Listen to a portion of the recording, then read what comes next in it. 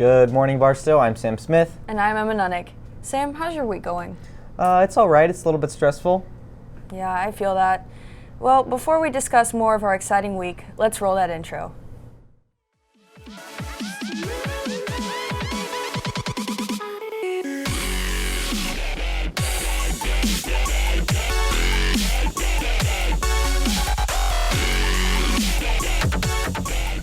This week is full of fun field trips. On Friday, upper school students will take a trip to the 11th Annual Modern Language Film Festival at UCM.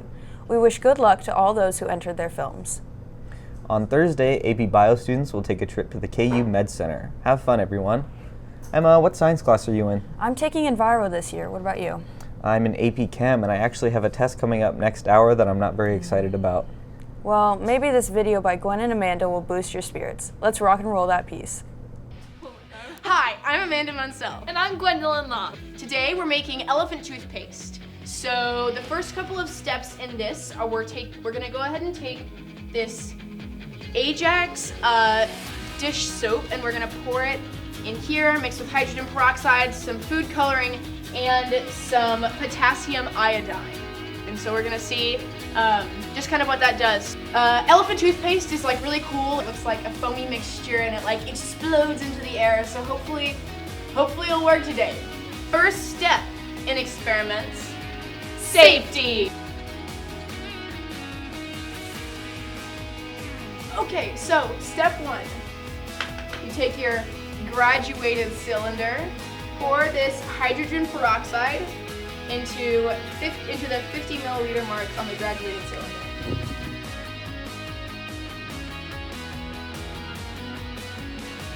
Next step is putting in some Ajax. How much?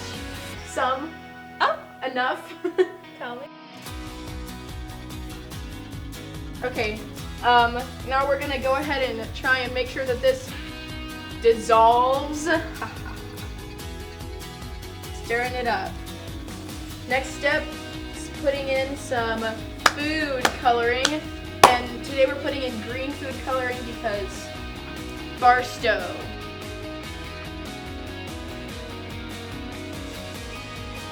That's pretty. If I could imagine the water in Emerald City from The Wizard of Oz, this is what it would look like. But like less dish soap, also not hydrogen peroxide. Drink it. Or don't. Safety. So, last step in elephant toothpaste. Potassium iodide. The amount, quote by Mr. Dinvinsky, put it in the sink. Oh, it's going to explode? It's like explode onto the table. So Hopefully it's going to explode. Potassium iodide. We're just gonna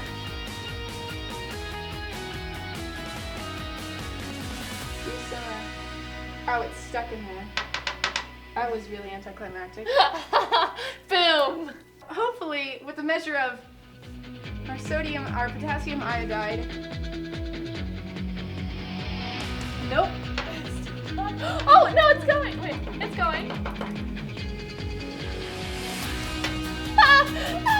It's doing Yay! It's kind of. Yay! It doesn't look at all like a toothpaste. But it looks pretty.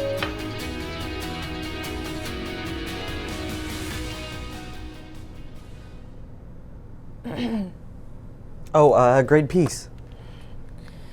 Anyway, the Greater Kansas City Science and Engineering Fair starts today and goes through Saturday, April 7th at Union Station.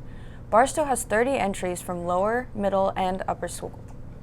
Today, Barstow's Model UN competes at Johnson County Community College. Good luck.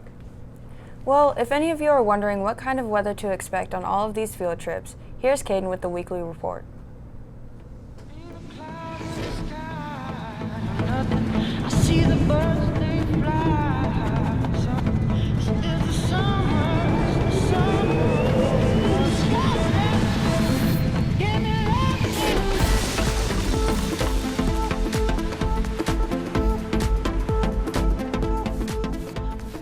Hello everyone and welcome back to another weekly weather report. We're going to jump right into it.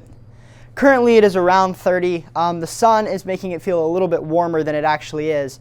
But later in the day, around 2 o'clock, we're going to see a spike in temperatures that's going to continue all the way into tomorrow. And that is going to warm it up all the way to 60 tomorrow, but it's going to cool back down heading into the weekend. We're going to see similar temperatures on Friday, Saturday, and Sunday, all around the high 30s, but we're going to see a lot of freezing rain, normal rain, and snow, which is not exciting. Doesn't look like we're going to have enough to have a snow day on Monday, but you can always keep your fingers crossed. It's going to warm up on Monday, hopefully melt some of that snow away if we get any, and if we don't, then it's just going to warm up into next week. And on Thursday of next week, we're actually looking to see like we're going to have some 70 temperatures, which is going to be really exciting. That's all I have for you all. Send it back to you at the news desk. Thank you, Caden. Last but certainly not least, there's a meeting for 5th grade parents in Price Hall tomorrow at 6:30 regarding the trip to Washington, D.C. Also, don't forget cheerleading tryouts are going on every day this week at 3:30 p.m. in the varsity gym. And girls soccer plays tonight at 5 in the Pembroke Hill Invitational. If you can't make it tonight, they play again on Thursday and Friday at 5. That's all we have for you today. I'm Emma. And I'm Sam. Enjoy your week, Barstow.